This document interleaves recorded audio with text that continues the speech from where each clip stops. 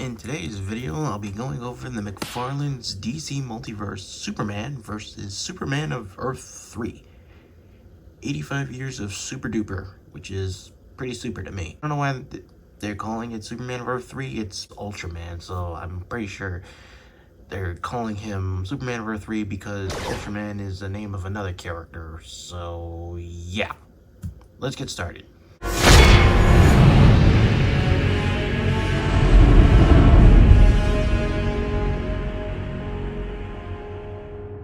First I'm going to talk about is the box art. You know, it's very pretty. You know, the background, the toys you come with it.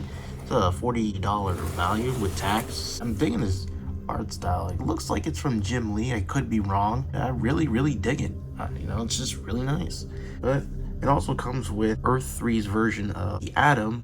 Remember, Ultraman and Atomica are evil versions of their counterparts of Superman and the Atom. Let's go on ahead and open this. Now, before I continue the video, I just want to talk about the background pictures for the box. Minted the box, never been opened until now. It comes with two cards, collectible cards. I think you gotta rip. Oh man, you gotta rip it open. So, and it also has these two stands in there as well. So I'm gonna have to take a look inside. You got several different hands there. You got the Heil, the two different versions. The pull my finger. There's a fist here. Here's the hand cramp. And here's the one where your fingers are frozen and they hurt like hell. They're arthritic, I don't know why. Here on the bottom, I don't know what the story is. I'm taking a guess that this is the Daily Planet. In pieces, Daily Planet gone into Daily Pieces. I'm gonna take a guess and say that Ultraman came in and just mashed the beautiful globe that's on top and whatever. Now, don't quote me on which version of Superman this is. I don't know if this is like the Rebirth or 52 or 51 and a half. And you can tell by my sarcasm, I can't really tell. I'm gonna have to say that it is possibly the Rebirth. It's some really cool articulation, but I prefer the red trunks and the yellow belt. I don't know if that's just me. I gotta say, this figure is pretty awesome. Reminds me of Christopher Reeve if he was nicknamed Creatine, like, and gained 40 pounds of freaking muscle. I mean, look at the size of his neck here. I mean, his neck is huge. He really can't turn his head a little too much. Can you push his head upwards? I don't think so. Superman pose, you know, go like that. The cape is rubber. I wish it was a fabric cape. I would have preferred that. It looks like a fabric cape on camera. It smells like plastic. You can move the arms. I love the articulation of it, of the two different, ball joint here. That, I'll admit, is pretty awesome. You can also do same thing with the footing, like that. Ooh, yeah. Somebody call a doctor. The articulation around here is pretty solid.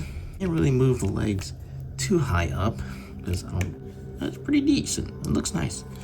For the hands, I'm pretty sure you just remove them like that. Oh yeah, simple. A little joint like that. I don't know.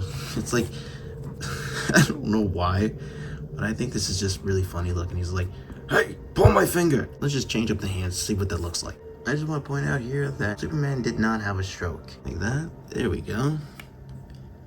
Yeah, that's actually really cool. I'll have to admit it. The blues and the reds go really well. Even that iconic S. This is probably the best Superman shield. Like, it's the most recognizable. I just wish the cape was a fabric with wire, so that way I could do some more posing with it. You know, make it more flailing into the wind. Actually, that's pretty neat. It goes. So let's move on to Ultraman. Okay, here is Ultraman. You can tell he's a bad guy because he didn't comb his hair in the morning. He just got out of bed and just said, all right, I look evil enough with. It's got the darker color scheme for the blue. I really like the darker blue. I'm cool with that. With the lighter red, it's actually a really nice contrast to go with it. Let's see the face of the eyes. He just looks so, you know, evil. Yep, he's supposed to be evil. So, I mean, you haven't read the comics, you don't need to know too much. I mean, he's just like a bad version of Superman.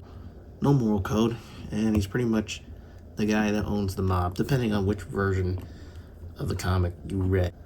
Finger cramps going on with this hand. I'm not sure what's going on with this lack of belt.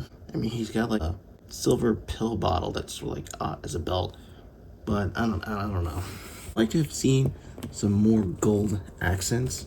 I mean, that's just me, but the head, you can look up a little more than Superman. Ultraman can look a little higher up because his neck isn't that so giant. And if you look closely, there are some minor lines here, you know, it's just not like overdone. A bunch of movies, they just like to overdo it with their costumes with lines, and lines of galore everywhere. They're just minor little things, and it doesn't make or break it. It just adds some minor details, which is really good. For some reason, in the box, his arm was like this. He had like an arm cramp of some sort.